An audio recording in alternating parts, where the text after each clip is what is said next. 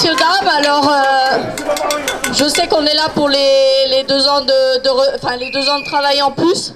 Aujourd'hui à Frontignan, je voudrais fièrement représenter tous les soignants, les pompiers et autres assimilés suspendus.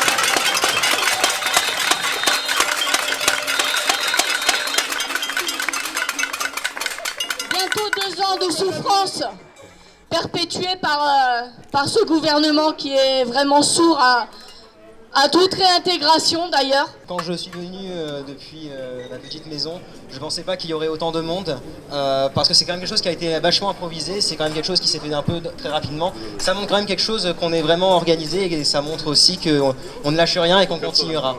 J'aimerais juste dire quelque chose à propos des jeunes, car ils sont fortement concernés par la réforme des retraites.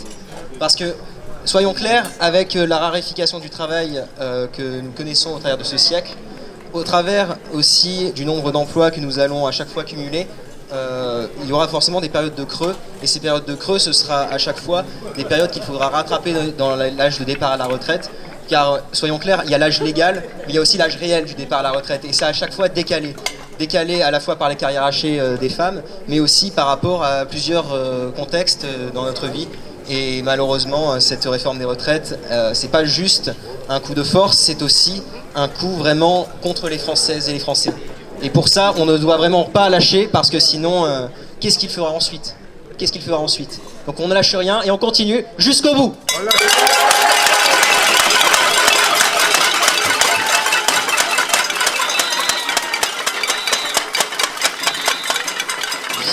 Simplement, une chose importante. Alors il vient de parler, on a quelques commentaires. Il n'a rien dit de nouveau. C'est-à-dire qu'il continue, il comprend, il entend la colère, et il dit au syndicat, ma porte est ouverte. Bon, alors justement, je rebondis là-dessus. Ça fait des mois maintenant que des millions de gens protestent, ils sont y compris en grève.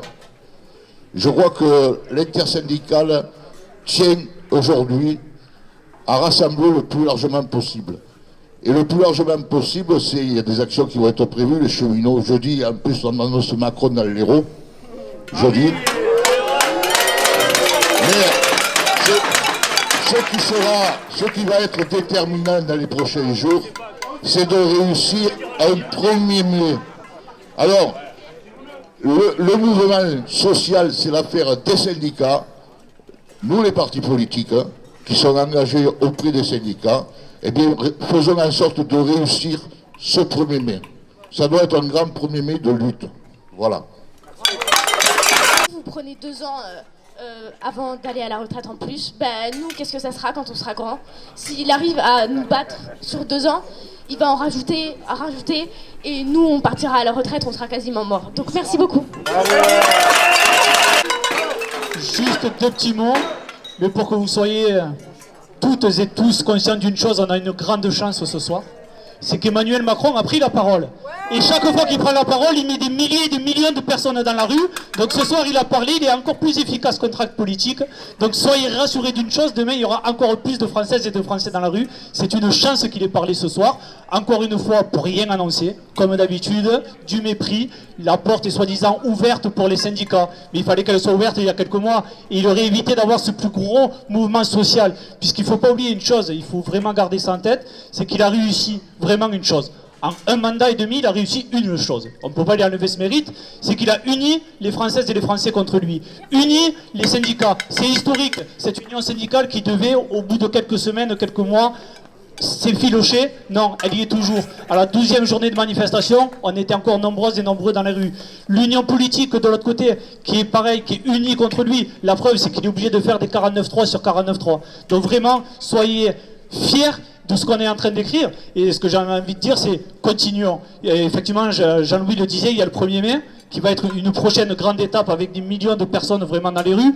Mais continuons ce qu'on est en train de faire ce soir, c'est énorme. Se retrouver autant de personnes à Frontignan en quelques heures, Nadine le disait, en quelques textos, quelques mails, et on se retrouve plusieurs dizaines ici, c'est historique. Vraiment, c'est historique.